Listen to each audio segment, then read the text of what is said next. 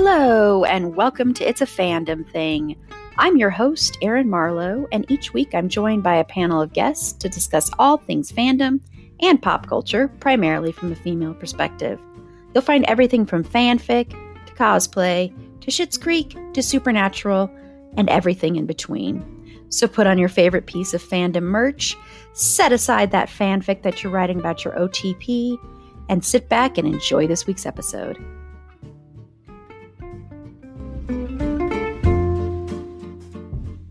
Hello, and welcome to this week's episode of Pop Culture and Fandom News. I'm your host, Erin Marlowe, and on Friday's episode, me and the other Erin, it's the two Erins, we are back with the most accurate Oscar predictions you can find around. I mean, we know better than all the other pundits what's going to win. Absolutely. Right? We're on top of it. Listen to us and us alone. Yeah. Or at least in our little area, we're the best. I stand by all my decisions. But let me introduce Erin A. You've already heard her, but hello, Erin A. Hello. I'm so excited. I'm excited to have you here as well. I always get excited for our Oscars episode. I will say in advance, I did not prepare as well this year. I think I can be excused, but I didn't prepare as well. Although I have seen every single, except for one, Best Picture nom. I won't watch F1. I just refuse to do it. But I've seen every single other one. But I didn't do as well as Nice. last That's year. pretty good. Yeah, I feel like I'm always behind. I have also seen all except for one of the Best Pictures, but it's not F1. So What is it? I have seen that in Marty Supreme. Marty Supreme's one you haven't seen? Yeah. I don't know if I can do it. If it was free, I probably would have watched it, but it's still $20 to rent. Whoa. If it was like $5, like Yeah. I got better things to do with $20 than watch that for 2.5 hours. It's like super long too. Isn't it like 2.5 hours long? It is, yeah. I saw it in the theaters, so Wow. yeah. But most people like it. I'm in the very, very, very small minority that was just like, it's okay. I thought it was too long, but I just was like, I just had a hard time with the tone of the film and this whole weird thing with a dog in it. I don't know. I mean, like, it's not like a dog, like, spoilers. It's not like a dog dies or anything. It's just a dog's not treated very well. So I don't know. But it was very weirdly done. But let's get into some pop culture and fandom news. You'll hear more about the Oscars on Friday and our amazing, like, spot on accurate predictions. But first, Erin A., other than being excited about talking about the Oscars, what are you into right now? Or what are you wanting to rage about? Okay, well, first of all, what I'm really into is not being sick anymore, but I'm not into having bronchitis, so I'm going to try so hard not to cough. But if I'm coughing, I apologize to everyone listening to my suffering here. Okay, so I was going to be positive and talk about how excited I am about Monarch Legacy of Monsters coming back on for season 2 on Apple TV, but I'm really, really mad and I'm going to rage about my most first world problems here, which I know is just so petty, but I'm kind of like irritated with Comic-Con International, which is the parent organization of San Diego Comic-Con. Also, they run WonderCon in Anaheim, which is going to happen in 2 weeks, like at the end of March, 3 weeks. I don't know. They also run the Comic-Con Museum in San Diego. So a couple of days ago. So first of all, for anyone not familiar with like the craziness of San Diego Comic-Con, it's basically the world's largest pop culture type of convention, I think.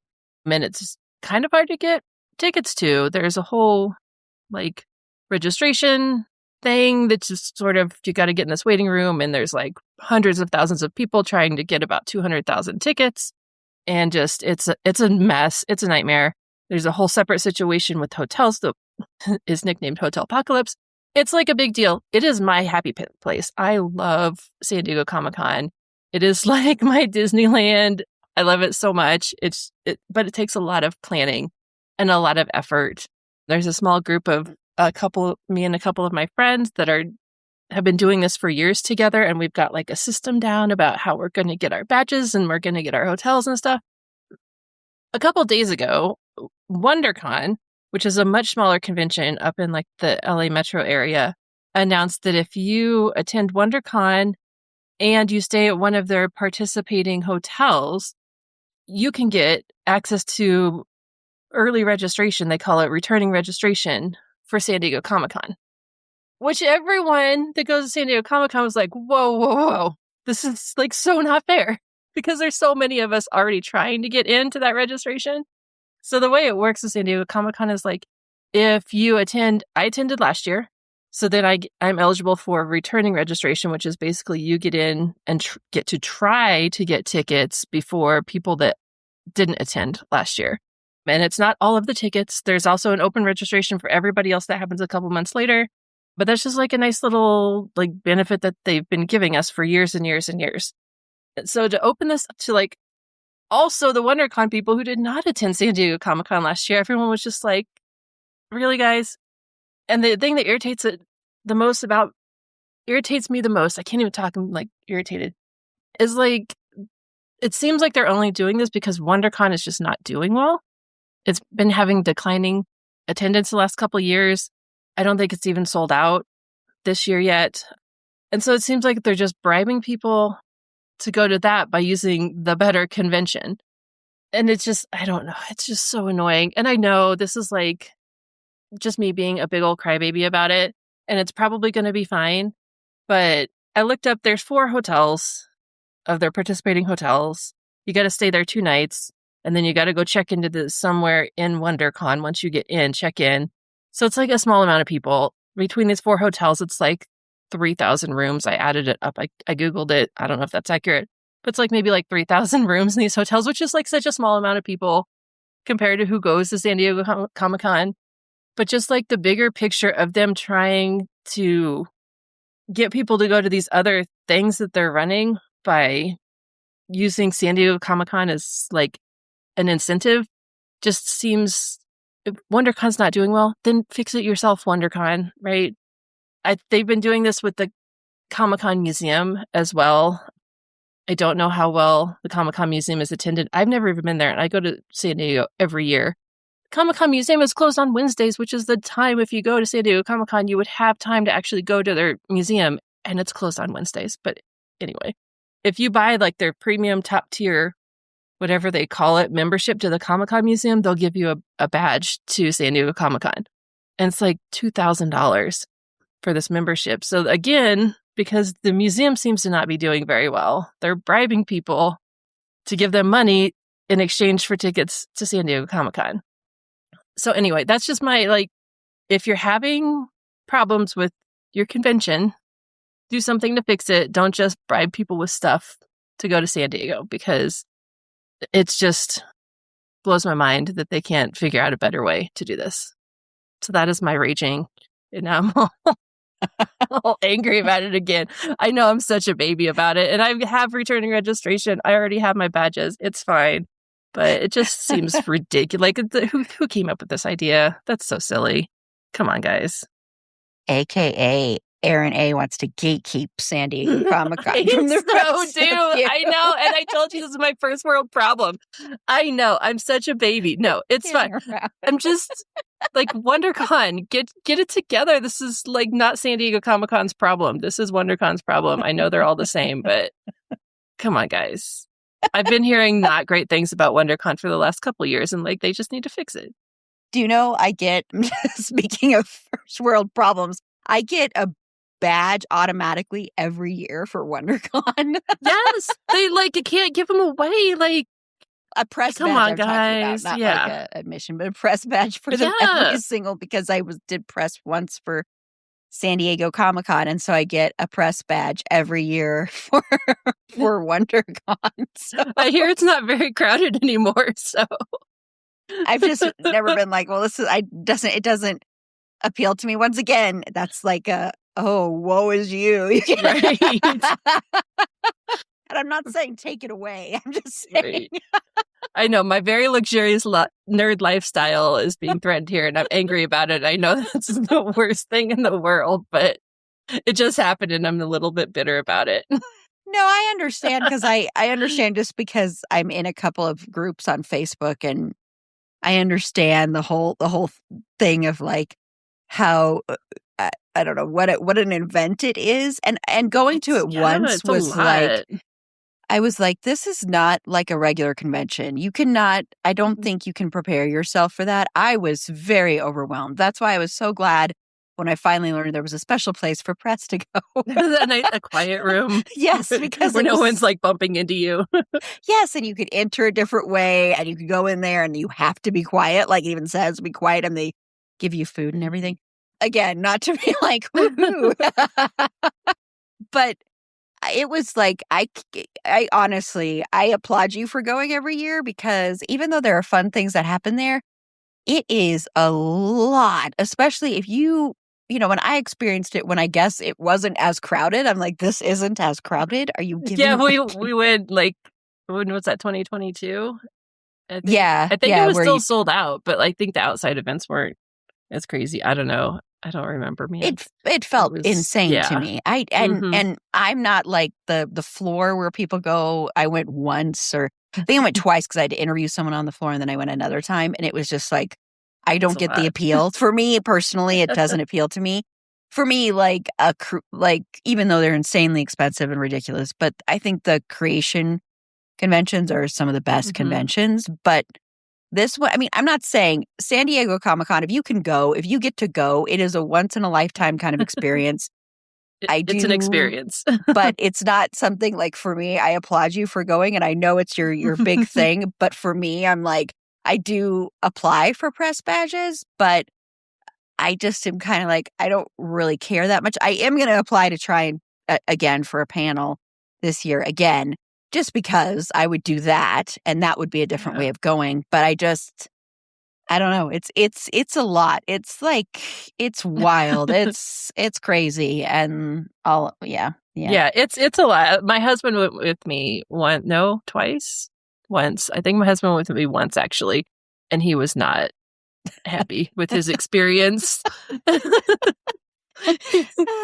Yeah, and doing that Hall H, I'm like, I could never do that. I was like, no, I'm not gonna spend hours just standing in line. I mean, bless everybody who does it. I'm not, because I know you do it sometimes, Erin A. I know you did it when we went, and I was just like, no, I'm going back. I'm going to go lie down. Yeah. I mean, it's such a, like, I can't even describe the experience to most people because they're like, that sounds awful. I'm like, it does sound awful, but once you're there, it's just like, I don't know, it's magical to me. But it does. It's on its face, you look at it and it sounds awful. Like, my feet hurt, my back hurts, but it's great. Yeah, and I mean, I ended up having a lot of fun, but I think I experienced it in a different way. And so I don't know, because that first day I was like, I want to leave. I seriously wanted to leave. I was like, this is hell.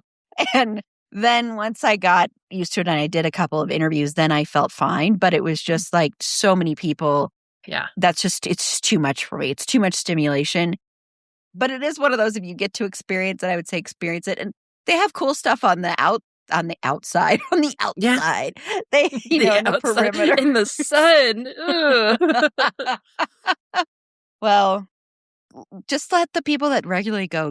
Don't give other people options. I'm just giving you a hard time. I'm just giving you a hard time. I'm just they're going to get in the pool in the waiting room with everybody else, and we can all wait there together and watch the stupid little man run across the screen and see if it's our turn.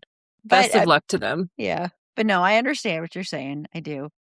Well, I'm going to talk about stuff around the movie The Bride. I'm not going to talk about the movie because we will be doing a special Patreon episode at some point discussing it. I still don't know what I think of the movie, to be quite frank. I have to see it again. There are parts of it I know I loved, and then there are parts of it that I don't think I liked. I'm very mixed on it. But what I applaud it for is that I applaud Maggie Gyllenhaal because she made something truly unique. I mean, yes, there are elements of Bonnie and Clyde, and someone even said Natural Born Killers. There are elements of like those kind of films. And when I saw it at Alamo, they did a thing where she was talking about her influences, and she mentioned like Badlands and stuff and Wild at Heart, and you can kind of see those influences in there. And I applaud her for this daring movie that, everything. So I applaud her for that. I'm just not sure how I feel about it. The discourse around this film has been fascinating, to say the least. So people either really love this movie or despise this movie. Hate this movie. There have been so many critics, and I say so many when I've only seen like a few, but there have been a few critics that have said this is one of the worst movies they have ever seen in their life. One critic said it's the worst movie I have ever had to sit through for my job ever. Supposedly, people are walking out of the movie theater and walking out of the film. And then there are people that are like, well, you don't understand because most of the people that are saying this are male critics or identify as male critics. So, because you'll see a lot of women applauding it because of the feminist themes and stuff.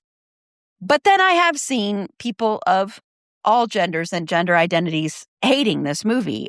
But it's just so interesting to me because I don't know. It's like this wild discourse about this movie that, in all honesty, and this is not a knock on the movie at all, in about a month, everybody's going to forget about this movie. It's like, it reminds me of, and I know that Carla loved this movie, but it reminds me of the discourse around Ella McKay, where people were like, the way people were talking about that movie was just like wild to me. And I haven't seen the movie, but it reminds me of that in a way. It's like this whole thing of like, people are like talking about the first few lines of The Bride and saying, yes, this really does happen. And that's how ridiculous this movie is. The people who hate this movie, hate this movie with such a burning passion. They're comparing it to the movie Cats. And then it's also getting a lot of Joker 2 comparisons. And I didn't see the sequel to Joker.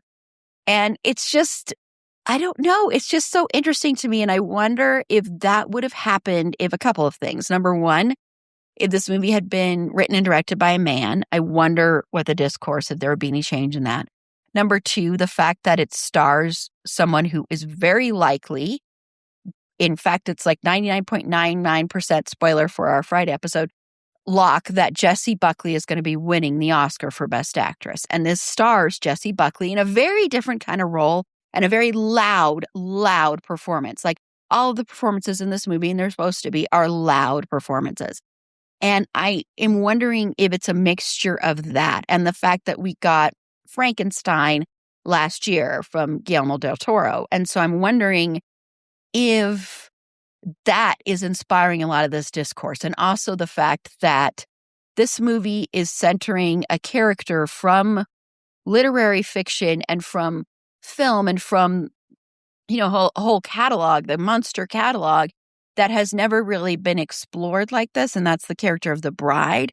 Like we've never really had a movie that completely and totally delved into her character and like her psyche, and I know that's a big reason that Maggie Gyllenhaal wanted to make this movie because someone told her, have you ever seen The Bride of Frankenstein?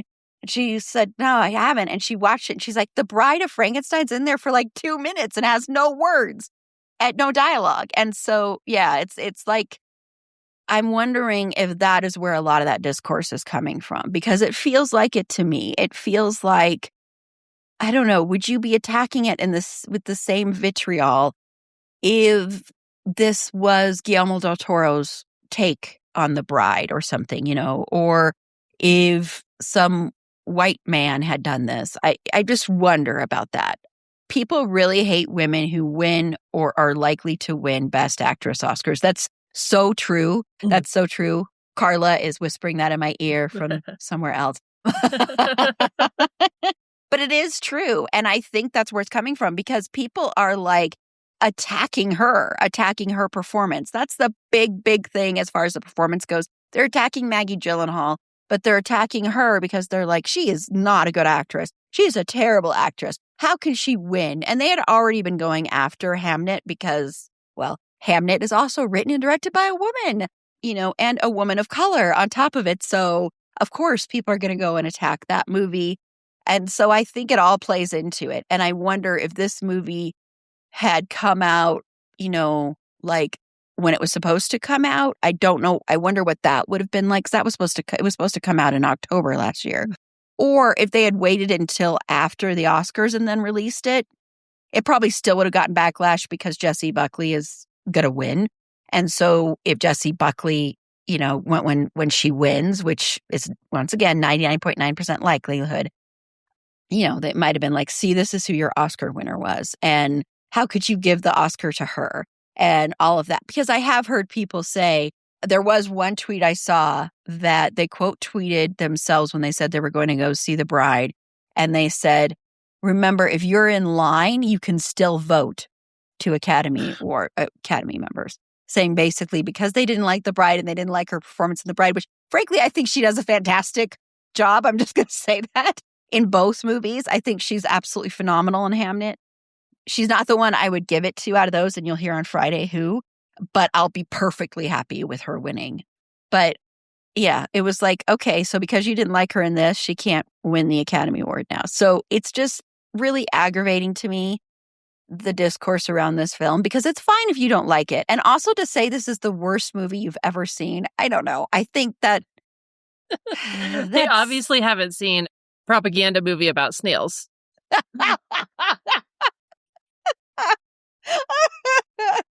Send them that link and then see how they feel. Yeah. And once again, I do understand why people wouldn't like this movie. I do want to say that. But the way they react to it seems a little bit ridiculous. Like there was one critic, and he's an asshole. This guy is such an asshole. And he said, if any critic tells you this movie is good, they should be fired and never be able to work in film criticism again. Like, what are you talking about? That's dramatic. But yes, so that's my rant about it. You'll hear my thoughts on the movie. I do want to see it again to sort of formulate my thoughts, although I have a feeling it's not going to be in the theaters too long. I will say also, just really quickly, this was the first experience with the new Alamo system. And, it was very sad to sit there and see the call buttons gone. And, I'm not saying this as like, I think I support this. I still don't support this decision. But I will say it did run fairly smoothly. I was able to log into like my membership thing that I get like a percentage off my bill, and that worked. And I didn't really see a lot of phones lit up, and it was a pretty packed theater. I'm not at all saying this is a good thing. I'm just saying at least that experience was okay. I'll see. I'm still trying to decide if I have until my membership already renewed, so it's until the end of this month. And I'll see if I keep going. It's just, I don't want to go to AMC. I don't want to go back to AMC. I'm so, I just think it'll be worse at AMC. So I'm trying to decide. So anyway. Yeah, I appreciate that you were more open about it. I'm very angry about the mobile ordering. I wasn't that angry. Oh, I'm very angry about it. Yeah, I've been angry about it for months and talking about it. You at least said something polite about it. I'm mad. I left very scathing after checkout. It was all like, fill out this little survey. I left some very not friendly comments to them about it because I wanted a refill on my soda and I couldn't. It feels weird getting your phone out in the middle of a movie. So I didn't order a refill. And if I had been drinking like margarita or whatever, like I usually drink, but I was sick, so I had soda, I was like, you lost money, because I probably would have ordered a second drink, but I didn't want to get my phone out because it feels weird. So, and I'm annoyed that they took out the buttons, but not those stupid lights under the tables, because those are the most distracting thing in the Alamo for me, is like the light that shines on your lap, and now there's no menu. So why do we have that light? Anyway, sorry. To look at your phone. Right. No, seriously. But your phone lights up. But you shouldn't be lighting up your phone. Right. No, I really think that's why, so that people can, I don't know. I'm not saying I'm supported at all. I'm just saying I was pleasantly surprised, not saying I wanted to keep there. I'm just saying it was interesting to have I don't know if I can do it. I don't know if I could just get out my phone. Oh, no, I didn't either. And I don't think anyone should. I'm not saying I'm in favor of it. I'm just saying I was surprised that not a single person that I saw near me had their phone out with the lights bright. And I'm sure that's not going to be the case. I'm just saying, but I don't like it. And I think, I wish I had hope that it would fail and they'd bring back the old system, but I just don't really. I think they're trying to get the I think they're honestly trying to run the brand into the ground and shut everything down. That's really what I think they're trying to do. That's terrible. So I hate that. Okay, enough about that. You can listen to me rage about the Alamo stuff and other episodes as well. But once again, you will hear at some point, become a Patreon supporter for as little as $3 a month, and you can hear the bonus episode discussing the bride whenever that ends up being scheduled. Link in the show notes or go to our website. It's afandomthingpod.com. Okay, well, we're going to take a quick break. And when we come back, we are going to watch the trailer for Mike and Nick and Alice. And I do apologize in advance because one of the people in here is a complete and total asshole. But I wanted to watch this trailer. And it stars James Marsden and Vince Vaughn. So we'll be right back. Every group has someone who insists on doing things the hard way. They might be paying for a subscription they forgot they had, or refusing to update their phone because it still works. It's easy to be that person, especially when it comes to something that feels so simple as your wireless plan. But if you're overpaying for wireless, switching to Mint Mobile couldn't be easier. In fact, switching is so easy, it makes staying with your existing provider the hard option. With Mint Mobile, you bring your own phone and number, activate with an eSIM in minutes, and start saving immediately. No long contracts and no hassle. It's the same coverage, same speed, just without the inflated price tag. It's the premium wireless you expect. Unlimited talk, text, and data, but at a fraction of what others charge. And for a limited time, you can get 50% off 3, 6, or 12-month plans of unlimited premium wireless. Plus, they offer a 7-day money-back guarantee, just in case you want to switch back. Mint Mobile is a game changer if you want to stop feeling like you're overpaying and not receiving a good service. As a customer who has made the switch, my wireless has gone from being a bill that I hate paying to someone that I boast about to all of my friends. Ready to stop paying more than you have to. New Mint Mobile customers can make the switch today and for a limited time get unlimited premium wireless for just $15 per month. Switch now at mintmobile.com/fandom. That's mintmobile.com/fandom. Upfront payment of $45 for 3 months, $90 for 6 months, or $180 for 12-month plan required, $15 per month equivalent. Taxes and fees extra. Initial plan term only. Over 50 gigabytes may slow when network is busy. Capable device required. Availability, speed, and coverage varies. Additional terms apply. See mintmobile.com. Okay, and we're back. So time now to hit pause. Check the show notes. If you want to, watch the trailer first. If you don't, whatever, just keep listening. But we are going to watch the trailer for Mike and Nick and Alice. This title.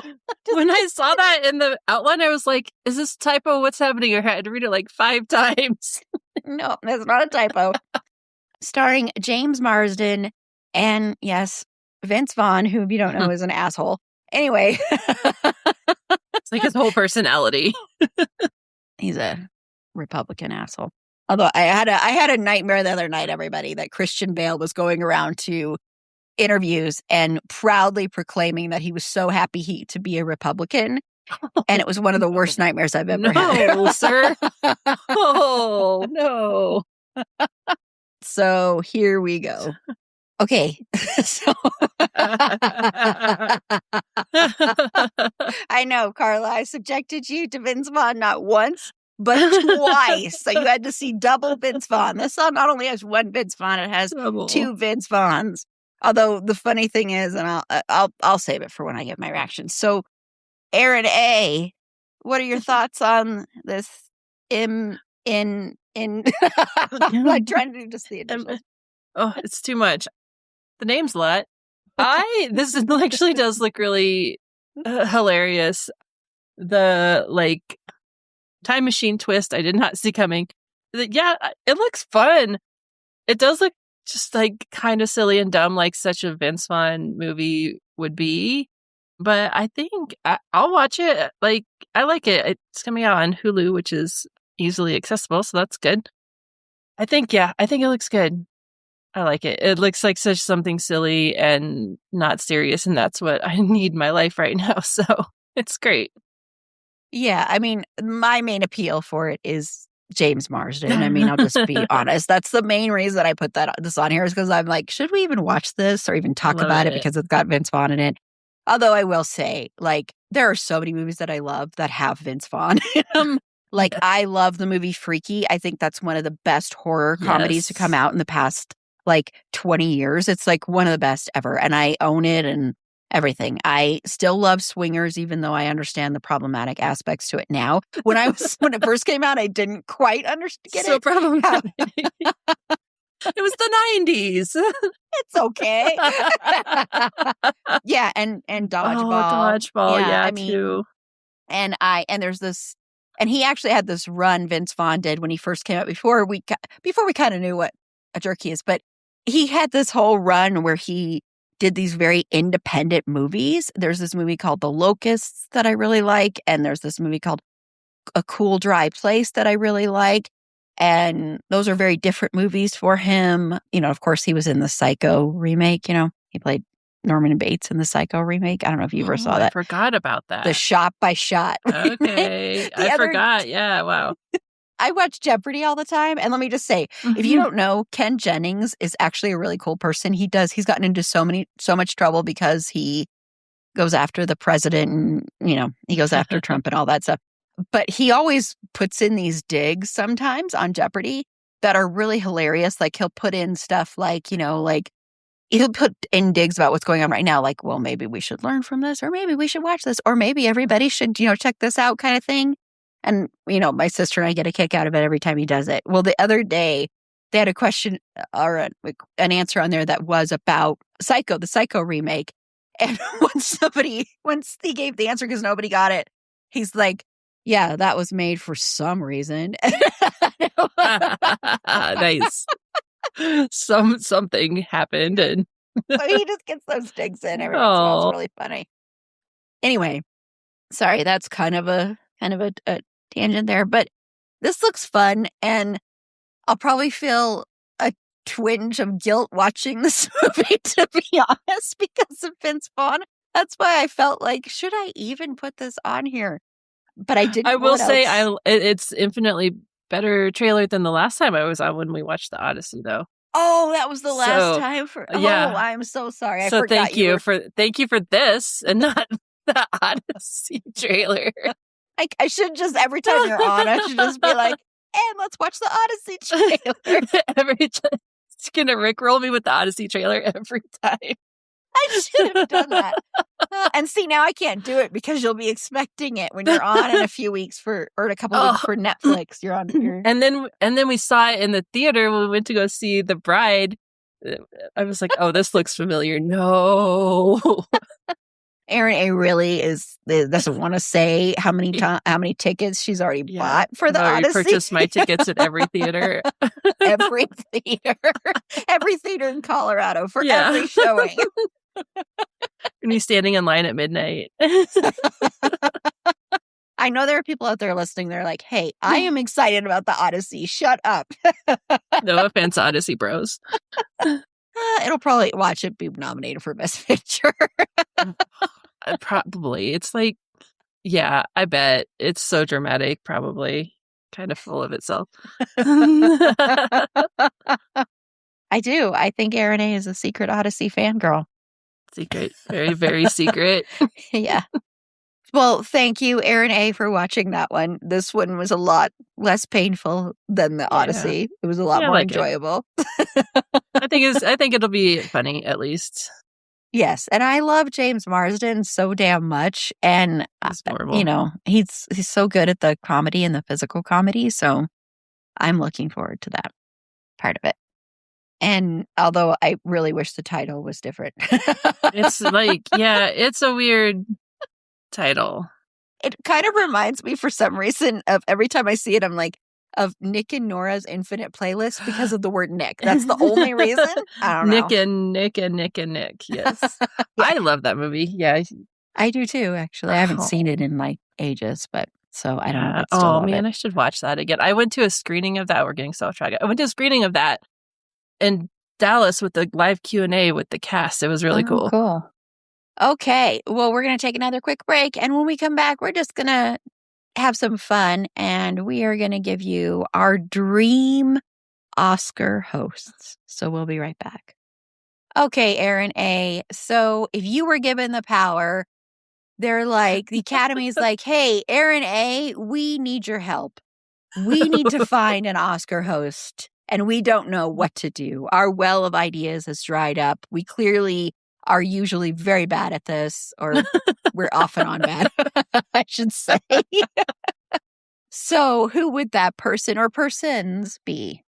This was a hard decision because I've never thought about this before. There has been really good ones and really bad ones. It was really hard deciding. I've got like a list, but honestly, and this is just like, so this is, I have no experience with anything. I don't know anything about anything. Don't listen to me, people. But I feel like the most adorable host would be Ryan Gosling.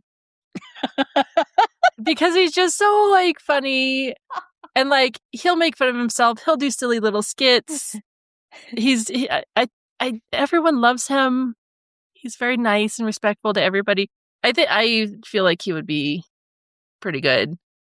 Second, like on my list, I think someone with the best ones are ones that are like multi-talented. I really enjoyed the Hugh Jackman one. I would feel like that was an entertaining one. But second on my list, I just realized I'm just going through the Barbie cast. Kate McKinnon, I think, would be really good too. Yeah. That was, yeah. I don't know. No, don't listen to me. I don't know. I just want to see Ryan Gosling more. Who doesn't want to see Ryan Gosling more? Right? He did the cutest thing for his wife the other day, and they never make public appearances together. They're very, although she is like, if you follow her on Instagram, man, does she love her husband. Of course, Aww. I don't blame her, and I don't blame him for loving her so much. So he did he brought her out on like stupid Jimmy Kimmel. And no, it wasn't Jimmy Kimmel. It was anyway, I can't remember now. But he brought her out and like had like a marching band sing happy birthday to her and everything. And, and then that's how I learned that she's like, I don't know why I think this is so cool, but I do because usually it's reversed. She's like 6 years older than him or something like that. I don't know. That's nice. It's very mature of him. I don't know why I find it cute. It's acting like a real grown-up. Nice. No, I like those. I will be mute about my opinions on Hugh Jackman as a host because I know everybody loved that. I'm like, he's so entertaining. He's the greatest showman. And Carla, again, in my ear, is telling me Tracy Morgan and Tiffany Pollard, but no scripts are provided. Man, that's that a would solid be really plan. entertaining. Oh my gosh, that would be really entertaining. So, yeah. That would be just absolute chaos. Yeah. It would get over at like midnight.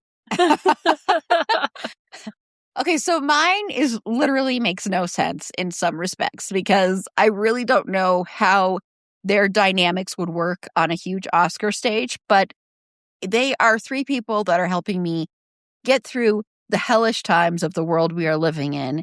And their show, How Have I Got News for You on CNN, is helping me do that. If you haven't watched that show, you can watch it on HBO Max. It's hilarious. It's so funny. And that show is hosted by Roy Wood Jr. And then it also has Amber Ruffin and somebody that both Carla and I are very fond of, Michael Ian Black. So I would love to see the three of them host the Oscars together. And the reason I say this is because I think they'd be like, why the fuck am I here? At first. But I think they'd have so much fun in poking fun in a way that wasn't cruel like Ricky Gervais, but poking fun at the audience. Michael Ian Black used to do this, like he used to write these columns, and he wrote this one column that he used to write, like lots of it, called "I'm So Famous." And it was satirical. And so I could see him doing that. And then I love Amber Ruffin so much. She's so funny and she's so quick. And so is Roy Wood Jr. And their chemistry together on that show, if you haven't watched it, once again, watch it. It's so great. They're just like, they bounce off each other so well. They're so quick and they're so smart. All of them are so smart. And I think in order to be really funny like they are, I think you are just naturally really smart. And so that's my dream, is to have those three. It's never, ever going to happen. I love that plan. No, that's good. That would be good. Have you ever watched that show? No, it's in my list. It pops up all the time in my recommendations, and I want to watch it, but I haven't seen it yet. It's hilarious because it's like the news stories, but they also have a comedic twist on it. And it's like Roy Wood Jr., like I said, he hosts it and kind of moderates the panel. And then you've got Amber Ruffin on one side and then Michael Ian Black on the other. And it's not like they're like on sides of like political sides or anything like that. Not like that at all. And they're like, they have teams. So then they have guests on, special guests on, and like Amber Ruffin is the team captain of one, and then Michael Ian Black is the team captain of the other. And then they talk about news events and they play different games. And they're kind of trying to play to win, but they never, ever, ever announce who wins. So, but they've got stuff on there, like they've got offend a meter. And so they'll have a person on there and say, who did this person offend? And they have this, lie thing where it's like 2 lies and a truth. So you have to say which one's the truth about somebody. It's usually these wild things. And then like they'll be talking about news stories and things going on there. And it's just not easy, but it's a nice way to digest the craziness of the world. And all 3 of them are good people and everything. So, I highly recommend it if you haven't watched it. I don't know if you've watched it, Carla, because you are the other person that's as big of a Michael Ian Black fan as me. I mean, I've been a fan of this man for decades now. I love him so damn much. He's so underrated, in my opinion, as a comedian. And I'm sure a lot of you probably saw him on the I Love the shows. I love the 80s. I love the, 70s, the 90s, blah, blah, blah, blah. Those were so great too. So those are our dream hosts. So Academy, if you are listening. You're welcome. Yeah. Contact us and get all of these hosts, including the ones that Carla whispered in my ear. But we're going to go ahead and wrap up this episode. And I'm going to have Erin A tell you where she can be found. So, Erin A. I am on Instagram and sometimes Blue Sky. I am at Geek and Sew. That's what I do. I geek and I sew things. Awesome. Thank you. And Fergie could care less about the Oscars, to be honest. Not enough blood at the Oscars for Fergie. Yeah. Yeah. I mean, she'll be rooting for Sinners all the way because, it's her kind of movie. And as she should be rooting for it, but that's what she'd be rooting for. If it was all horror, she'd be like on cloud 9. She would have a hard time choosing. If Good Boy was nominated, though, she would be rooting against it. And if Indy was nominated, she'd be rooting against him because that's her. She does not like her Indy. nemesis. But you can follow her on TikTok at Schroeder and Fergs. That's SCHROEDERANDFERGS. It's long, but it's worth it. To find all our past episodes, including our past Oscars episodes, where you can listen and go, man, did they know what was going on? Or man, I'm glad I didn't bet on whatever they were saying. Go to our website. It's afandomthingpod.com. And while you're there, click the Support Us tab, where for as little as $3 a month, you can become a Patreon supporter and you can get bonus episodes like the upcoming The Bride episode. You can get ad-free content, so you don't have to listen to ads. And you get episodes a day early. And occasionally you win prizes. Like we finally have a date for it. Coming in May, our annual marathon streaming event on Saturday, May 16th from 10 a.m. Mountain Standard Time to 10 p.m. Mountain Standard Time. You can watch me stream for 12 hours straight. Lots of great guests, including Erin A and Carla and all the people that you've come to know and love from our show. And yeah, so and as a Patreon subscriber, you have the opportunity, the chance to potentially win some prizes that are generously donated or come from our Redbubble store. So click the link in the show notes or go to the Support Us tab on our website. It's afandomthingpod.com. And I also just want to say, we got an email. I'm not going to give their name because it was an email from a listener who is a Queer as Folk fan. And that's how they found us, was through Liberty Diner Dish, Echel's podcast, Echel and Ken's podcast, covering Queer as Folk. And they came over here, listened to the Queer as Folk episodes, and have been a listener since. And I just want to say, receiving your long email saying how much you appreciate our coverage on Queer as Folk and appreciate the show, and also you're a Brian Kinney apologist. Yes, I am too. Shh, Carla, stop whispering in my ear. I really do appreciate it, though. So thank you so much for taking the time to write and give such lovely words. And, once again, we will be covering Queer as Folk during Pride Month. Like we do every Pride Month, we're going to be covering season 3. So it'll be a 2-parter again. So tune in for that. But once again, thank you so much for taking that time out of your day to write me. It means a lot. So thank you very much. And thank you to everybody who listens. So Friday, remember, Friday, our Oscars episode. Get excited. Yeah. Let's do this. Totally good decisions all around. So until next time, remember, it's a fandom thing.